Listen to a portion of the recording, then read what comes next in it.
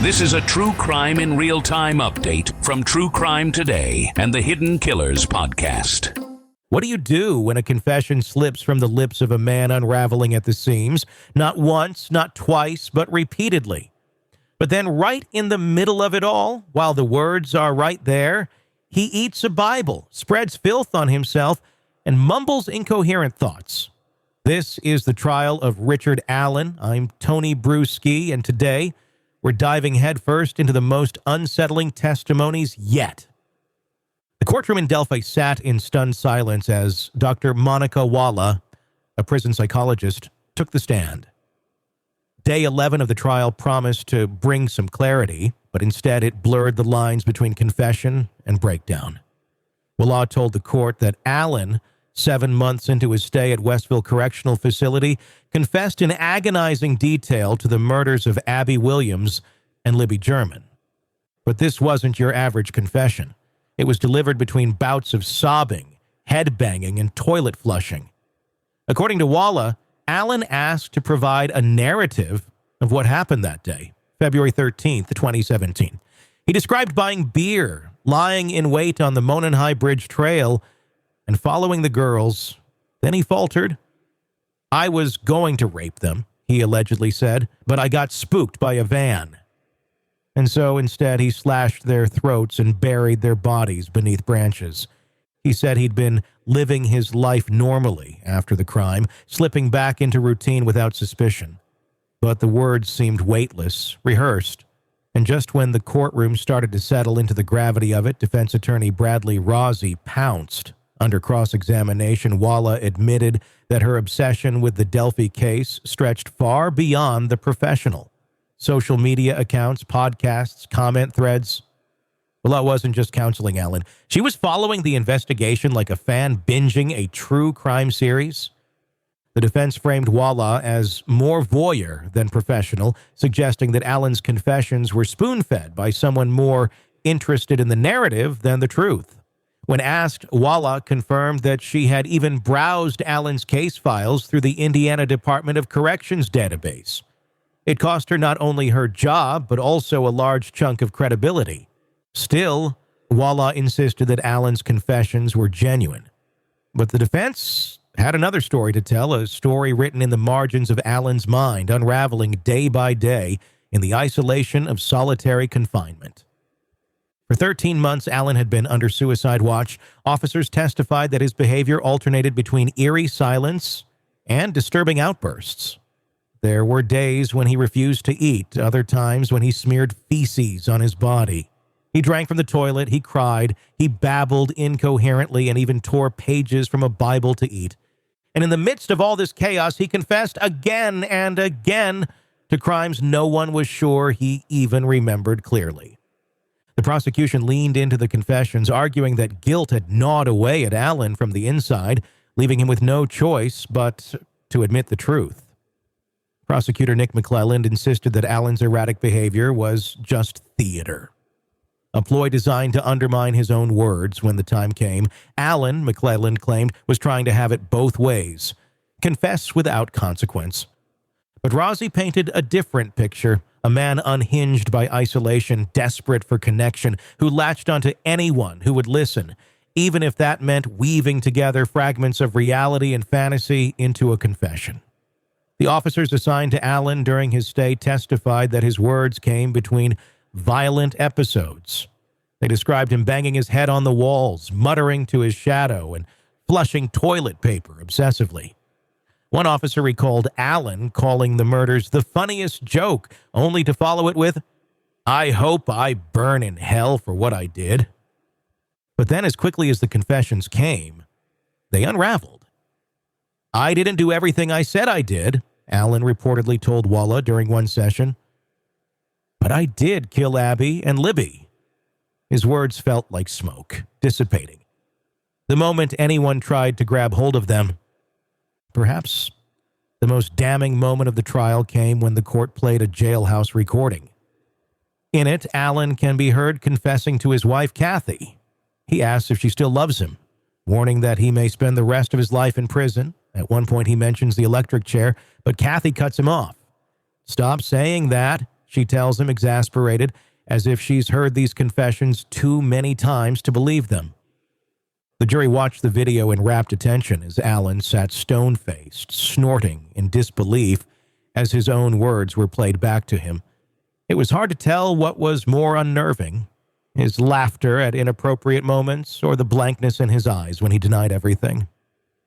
Later in the day, the courtroom was introduced to another key piece of testimony, Brad Weber, a local resident who lived near the Monon High Bridge Trail. Weber testified that on the day of the murders, he drove home in a white van, the same kind of van Alan mentioned, spooking him into abandoning his plan to rape the girls. It was a small but haunting coincidence, one that aligned perfectly with the prosecution's timeline. Libby German's phone pinged for the last time at 2:31 p.m., just moments after the girls were seen being led down the hill. Weber's testimony placed him in the area at almost the exact same time. And Alan's black Ford Focus, spotted near the trails that same day, further tightening the noose around him. Yet even with these coincidences, the question lingered. Were these confessions the ramblings of a guilty conscience, or the desperate cries of a man on the brink of losing his mind? At times, Alan seemed eager to confess, even writing letters to the warden asking to meet with the victims' families to apologize. But the very next day, he'd lash out, refusing to eat, spreading filth, and mumbling incoherently. His behavior vacillated so wildly that even the officers assigned to watch him seemed unsure whether they were dealing with a man haunted by guilt or one slipping into madness. Still, the prosecution pressed on. They played clip after clip of Alan's confessions, arguing that they were too detailed, too precise, to be dismissed as delusions. They highlighted the sticks found on the girls' bodies, a detail Alan had mentioned in his confession. But the defense was quick to counter, suggesting that Alan had learned these details from discovery paperwork, another unfortunate consequence of the broken prison system. In the video recordings of his interviews with police, Alan seemed to oscillate between cooperation and defensiveness. At first, he described walking the trail alone, monitoring stocks on his phone, a hobby he insisted on. But when pressed about his timeline and clothing, his demeanor shifted. "It's been so long," he said, frustrated. "I don't want to be somebody's fall guy." And when confronted with the bullet allegedly matching his gun found at the crime scene, Alan's disbelief was palpable. "This is ridiculous," he muttered, rocking in his chair, as if the whole world had turned upside down. His wife, Kathy, asked the question everyone was thinking. "How did the bullet from your gun get there?" Alan had no answer. What emerged throughout the day's testimony was a portrait of a man trapped in his mind, trapped in the system, and perhaps trapped in a lie of his own making. The prosecution wanted the jury to see a guilty man haunted by the weight of his crime. The defense wanted them to see a broken man crumbling under the weight of isolation. And somewhere in between those two narratives, the truth remained elusive, slipping just out of reach. Now, let's talk about where we stand in the case of Richard Allen. This isn't just a trial about what happened to Abby and Libby. It's about the cracks in the system that we're seeing right before our eyes. Allen's confessions, if you can call them that, are tangled in a web of mental collapse, isolation, and professional misconduct. And here's the real puzzle.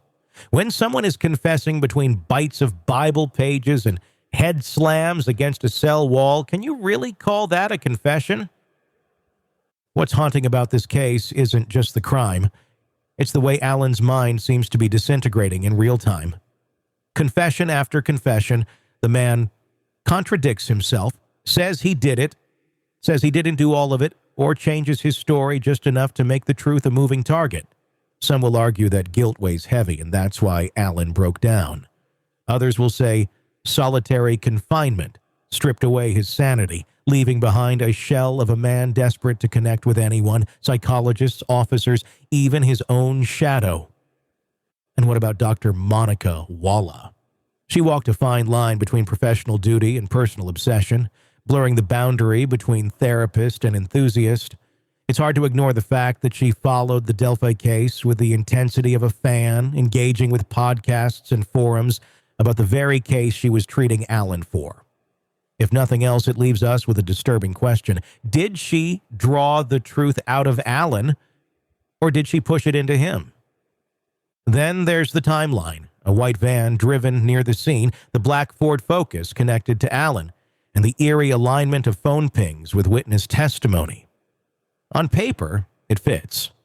But in the courtroom, it feels like a jigsaw puzzle made of pieces that don't quite snap together. There's always just enough room for reasonable doubt to creep in. We're left with this. Is Alan a man who cracked under guilt, or one who's being framed by the perfect storm of isolation and incompetence? For now, we don't know. And that uncertainty, that unbearable ambiguity, might be the most unsettling part of all.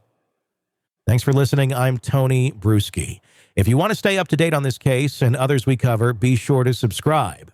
In a world where the darkest secrets lie just beneath the surface, They said it was an accident, but the evidence says otherwise. where hidden killers roam unnoticed in the shadows. I think you would definitely be looking at a blend of toxic, very bad narcissistic personality traits, and they will be vengeful and possibly resort to violence. Join Tony Brueski as he uncovers the truth behind the most chilling cases. They said it was an accident, but the evidence clearly says otherwise. Each episode, we dig deep into the minds of those who commit the unthinkable. To your point on narcissism, he thinks in his own mind how witty he is. Yeah. But he lost that jury. I was done with him in 2 minutes. From unsolved mysteries to infamous crimes. Geez, you've just talked about how you've taught yourself how to do everything under the sun.